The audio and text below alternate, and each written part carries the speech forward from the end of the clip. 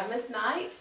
We are reading Charlotte's Web for One Book Blitz, and I'm going to read Chapter 2 to you today. Chapter 2 is called Wilbur. Fern loved Wilbur more than anything. She loved to stroke him, to feed him, to put him to bed. Every morning, as soon as she got up, she warmed his milk, tied his bib on, and held the bottle for him. Every afternoon, when the school bus stopped in front of her house, she jumped out and ran to the kitchen to fix another bottle for him. She fed him again at supper time, and again just before going to bed. Mrs. Arable gave him a feeding around noontime each day when Fern was away in school. Wilbur loved his milk, and he was never happier than when Fern was warming a bottle up for him. He would stand and gaze up at her with adoring eyes. For the first few days of his life, Wilbur was allowed to live in a box near a stove in the kitchen. Then when Miss Arable complained, he was moved to a bigger box in the woodshed.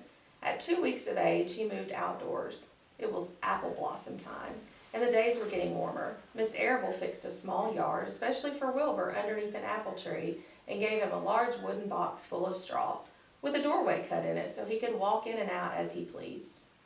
"Won't he be cold at night?" asked Fern. "No," said her father. "You watch and see what he does." Carrying a bottle of milk, Fern sat down under the apple tree inside the yard.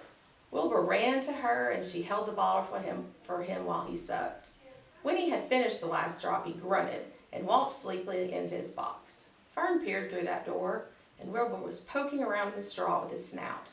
In a short time, he had dug a tunnel in the straw. He crawled into the tunnel and disappeared from sight, completely covered with straw. Fern was enchanted. It relieved her mind to know that her baby would sleep covered up and would stay warm.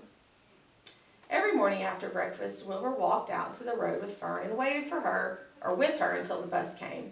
She would wave goodbye to him, and he would stand and watch the bus until it vanished around a turn. While Fern was in school, Wilbur was shut up inside his yard. But as soon as she got home in the afternoon, she would take him out, and he would follow her all around the place. If she went into the house, Wilbur went too. If she went upstairs, Wilbur would wait at the bottom of the steps until she came down again. If she took her doll for a walk on the doll carriage, Wilbur followed along. Sometimes on these journeys he would get tired, and Fern would pick him up and put him in the carriage right beside the doll. He liked this, and if he was really tired, he would close his eyes and go to sleep under the doll's blanket. He looked cute when his eyes were closed because his lashes were so long. The doll would close her eyes too, and Fern would wheel the carriage very slowly and smoothly as not to wake her infants. One warm afternoon, Fern and Avery put on bathing suits and went down to the brook for a swim. Wilbur tagged along at Fern's heels. When she waded into the brook, Wilbur followed and waded in with her. He found the water quite cold, too cold for his liking. So while the children swam and played and splashed water at each other, Wilbur amused himself in the mud along the edge of the brook, where it was warm and moist and delightfully sticky and oozy. Every day was a happy day, and every night was peaceful. Wilbur was what farmers call a spring pig, which simply means that he was born in the springtime. When he was 5 weeks old, Mr. Arable said he was now big enough to sell, and he would have to be sold. Fern broke down and wept, but her father was very firm about it.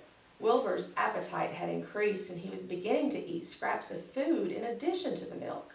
Mr. Arable was not willing to provide for him any longer. He had already sold Wilbur's 10 brothers and sisters.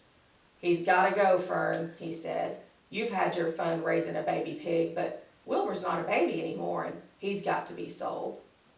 "Call up the Zuckermans," suggested Miss Arable to Fern. "Your Uncle Homer sometimes raises a pig, and if Wilbur goes there to live, you can walk down the road and visit him as often as you like." "How much money should I ask for him?" Fern wanted to know. "Well," said her father, "he is a runt. Tell your Uncle Homer you've got a pig you'll sell for $6 and see what he says." And it was soon arranged. Fern phoned, got her Aunt Edith, and her Aunt Edith hollered for Uncle Homer, and Uncle Homer came in from the barn and talked to Fern. When he heard that the price was only $6, he said he would buy the pig. Next day, Wilbur was taken from his home under the apple tree and went to live in a manure pile in the cellar of Zuckerman's barn. That's chapter 2.